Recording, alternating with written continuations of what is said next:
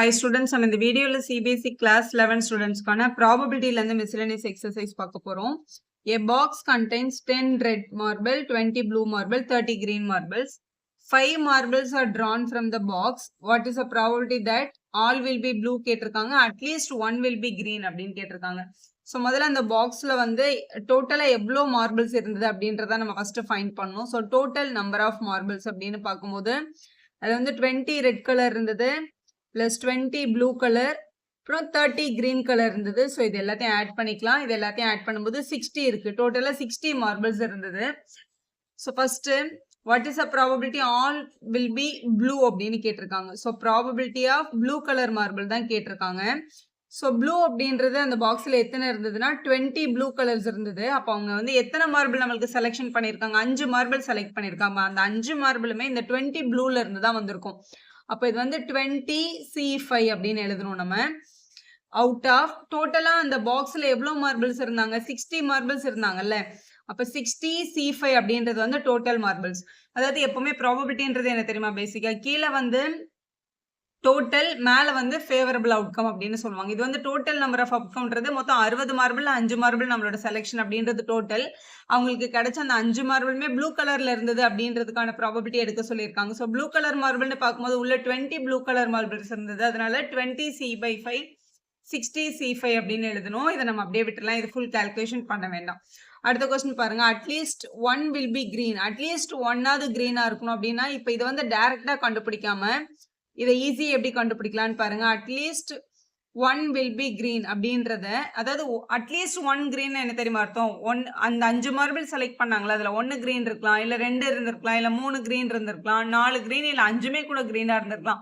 இது எல்லாத்தையும் தனித்தனியா எடுத்து ஆட் பண்றதை விட நம்ம எப்படி பேசிக்கா பண்ணிட முடியும் அப்படின்னா, 1 அப்படின்றது வந்து டோட்டல் ப்ராபபிலிட்டி, மொத்தமா டோட்டலா இருக்கிற ப்ராபபிலிட்டி 1 தான். இதுல இருந்து ப்ராபபிலிட்டி ஆஃப் அந்த 5 மார்பிளுமே வந்து நாட் அ கிரீன், கிரீனே இல்லாம இருக்கிறவங்களை மட்டும் நம்ம என்ன பண்ணிடலாம், மைனஸ் பண்ணிடலாம்.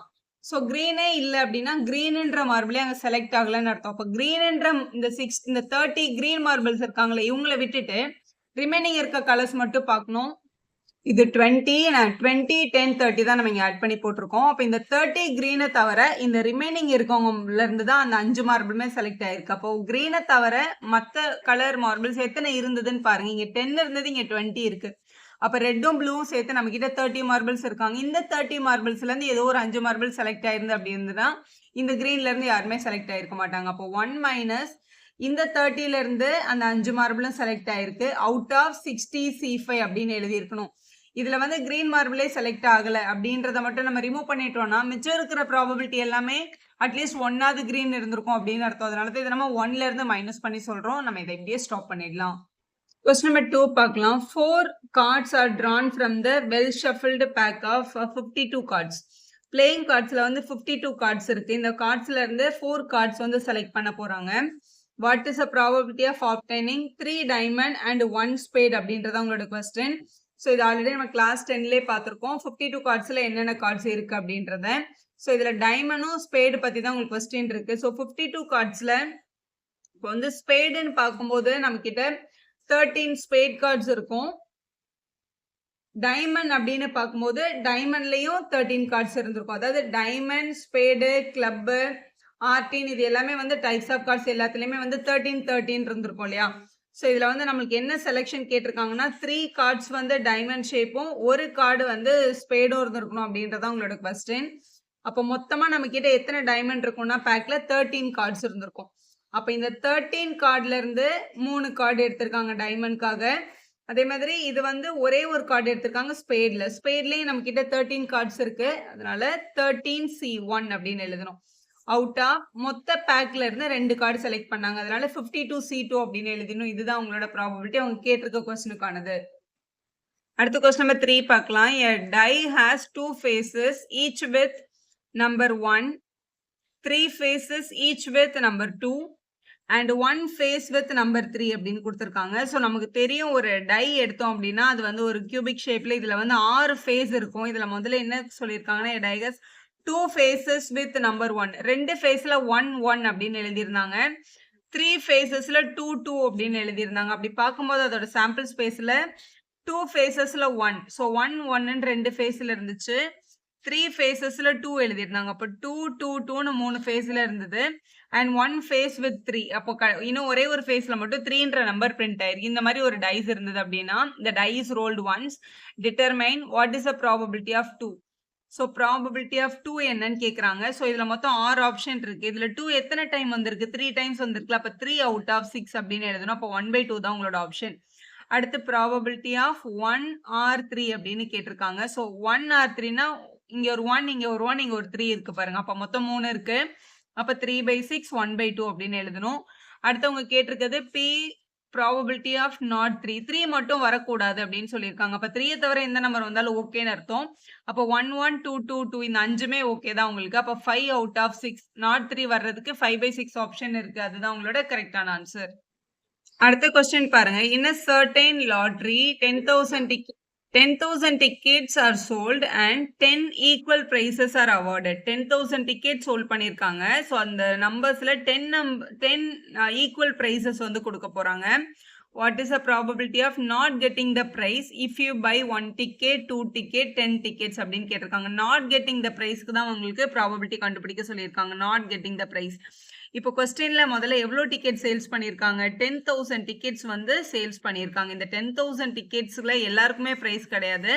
எத்தனை ப்ரைஸ் கொடுக்க போறாங்க? 10 ஈக்குவல் ப்ரைஸஸ் கொடுக்க போறாங்க. அப்போ இந்த 10,000 நம்பர்ஸ் அவங்க சேல்ஸ் பண்ணாங்களா, இல்லை 10 நம்பர்ஸ்க்கு மட்டும் தான் ப்ரைஸ் அமௌண்ட் விலை போகுது, எல்லாருக்கும் ஈக்குவல் ப்ரைஸஸ் கொடுக்க போறாங்க. அப்போ எவ்வளோ நம்பர்ஸ்க்கு வந்து டிக்கெட்ல வந்து லாட்ரி விழாது அப்படின்னா, இந்த 10,000ல இந்த 10 மைனஸ் பண்ணிடணும். அப்போ 9,990 டிக்கெட்ஸ்க்கு வந்து பிரைஸ் விழாது அவங்க வாங்கின அந்த சீட் வாங்கினவங்களுக்கு. ஸோ இதுதான் ஆப்ஷன். இது வந்து வின்னிங் நம்பர்ஸ், இது வந்து நாட் வின்னிங் அப்படின்னு எடுத்துக்கோங்க. இது வந்து பிரைஸ் அமௌண்ட் இல்லாத டிக்கெட்டோட நம்பர்ஸ் இவங்கலாம். இப்போ கேள்விக்கு வரலாம்.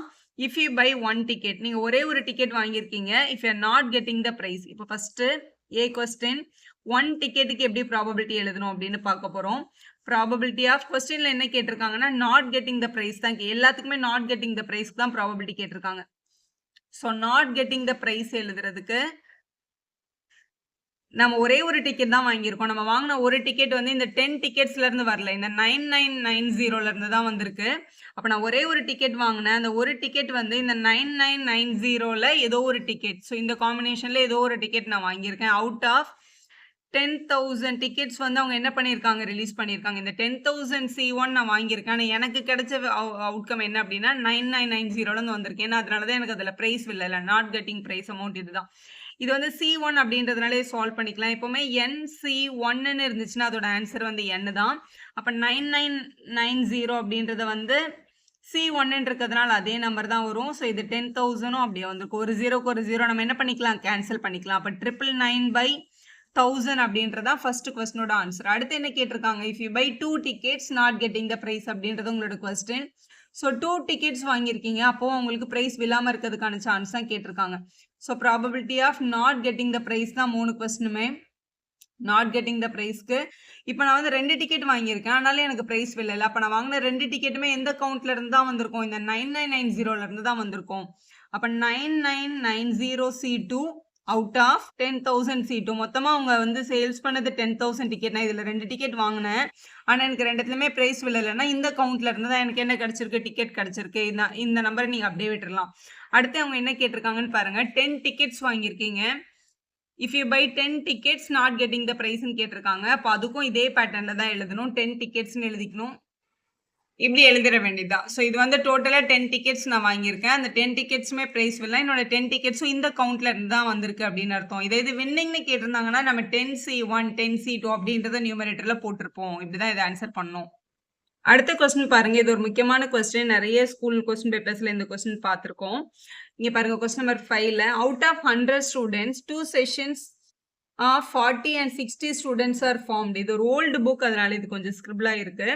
2 செஷன் இருக்கு. அதுல வந்து ஒரு கிளாஸ்ல வந்து 40 ஸ்டூடெண்ட்ஸ் இருக்காங்க, இன்னொரு செஷன்ல வந்து 60 ஸ்டூடெண்ட்ஸ் வந்து ஃபார்ம் ஆகுறாங்க. டோட்டலா 100 ஸ்டூடெண்ட்ஸ் இருந்தாங்க. அவங்கள 2 செஷனா பிரிச்சு ஒரு கிளாஸ்ல 40யும் ஒரு 60யும் போட்டு ஃபார்ம் பண்றாங்க. If you and your friend are among the 100 student, இந்த 100 ஸ்டூடெண்ட்ல நீங்களும் உங்க ஃப்ரெண்டும் இருக்கீங்க. What is the probability that you both enter the same session? நீங்க 2 பேரும் ஒரே கிளாஸ்ல போறதுக்கான ப்ராபபிலிட்டி என்ன? You both enter in the different section, ரெண்டுமே கேட்டிருக்காங்க. ஸோ 2 பேருமே ஒண்ணு இந்த 40 ஸ்ட்ரென்த் இருக்க கிளாஸ் ரூமுக்கு போயிருக்கணும். அப்படி இல்லன்னா அந்த 60 கிளாஸ் இருக்கிற ஸ்ட்ரென்த்துக்கு நம்ம போயிருக்கணும். ஸோ இதுல வந்து மொத்தமா வந்து டோட்டல் நம்பர் ஆஃப் ஸ்டூடண்ட்ஸ் கொஸ்டின்ல வந்து 100 அப்படின்னு சொல்லியிருக்காங்க. நீங்க உங்க ஃப்ரெண்டுன்றது மொத்தம் 2 பேர். அந்த 100 ஸ்டூடண்ட்ஸ்ல 2 பேரை செலக்ட் பண்ணி ஒரே செஷன்ல போறதுக்கான ப்ராபபிலிட்டி தானே கேட்டிருக்காங்க. So probability of same section 2 பேருக்கும் சேம் செக்ஷன் கிடைக்கிறதுக்கான ப்ராபபிலிட்டி என்ன அப்படின்றதான் கொஸ்டின். செக்ஷன் ஏவா பியான்றது தேவையில்லை. ஸோ 2 பேரும் இந்த 40 இருக்கிற ஸ்ட்ரென்த்துக்கு போயிருந்தீங்கன்னா 2 பேரும் இந்த 40C2ல இருந்திருப்பீங்க. இல்ல இந்த 60க்குள்ள போயிருந்தோம் அப்படின்னா 60C2 அந்த காம்பினேஷன்ல இருந்திருக்கும். அவுட் ஆஃப் 100C2 இப்படின்னு எழுதணும். இதுதான் 2 பேரும் சேம் செக்ஷன் போறதுக்கான ப்ராபபிலிட்டி. ஆக்சுவலா இது 40C2/100C2 60C2/100C2ன்னு எழுதி நம்ம ஆட் பண்ணாலும் இப்படிதான் கிடைக்கும். ஸோ இதை வந்து நம்ம சால்வ் பண்ணிடணும். இந்த கொஸ்டின் வந்து டீட்டெயில தான் கேட்குறாங்க. இதை எப்படி சால்வ் பண்றது அப்படின்னு பாருங்க. இப்போ 40C2 60C2 இங்க வந்து 100C2 இருக்கு. ஸோ எல்லாத்தையும் சால்வ் பண்ணி அந்த நம்பர்ஸ்ல நம்ம கொண்டு வர போறோம். இதை வந்து நீங்க ரஃப்ல கூட சால்வ் பண்ணலாம். இதோட பேசிக் தெரிஞ்சுக்கோங்க. இப்போ வந்து 40C2 அப்படின்றது வந்து NCR ஃபார்முலால நம்ம வந்து சால்வ் பண்ணுவோம். இதை நான் உங்களுக்கு ஒரு சின்ன ஷார்ட்கட் சொல்லித்தரேன். இதை எப்படி ஈஸியா சால்வ் பண்றது அப்படின்னு. இப்போ 40C2 அப்படின்னா 40ல இருந்து ஸ்டார்ட் பண்ணி 2 நம்பர் எழுதுங்க. 40 39. ஆக்சுவலா இந்த மேல இருக்க n இருக்குல்ல, அது n(n-1) ரிவர்ஸ்ல தான் எழுதுவோம். நம்ம அப்படி எழுதிக்கணும். மேல 2 நம்பர் எழுதியிருந்தா கீழே 1 × 2ன்னு போடுங்க. இங்க 3ன்னு இருந்துச்சுன்னா மேல 3 நம்பர் ரிவர்ஸ்ல எழுதி கீழே 1 2 3 அப்படின்னு நம்ம போடுவோம் பேசிக்கா. அடுத்த நம்பர் வந்து 60C2. அப்ப மேல 60 × 59 போடணும். கீழே வந்து 1 × 2 அப்படின்னு எழுதியிருக்கணும். அதே மாதிரி கீழே வந்து 100C2 அப்படின்ற டேர்ம் நமக்கு தேவைப்படுது. ஸோ 100C2ல 100C2வை இதே ப்ரொசீஜர்ல எழுதும்போது மேல வந்து 100 மல்டிபிள் பை 99ம் டினாமினேட்டர்ல வந்து 1 × 2 அப்படின்னு நம்ம எழுதிக்கலாம். ஸோ எழுதிட்டோம்.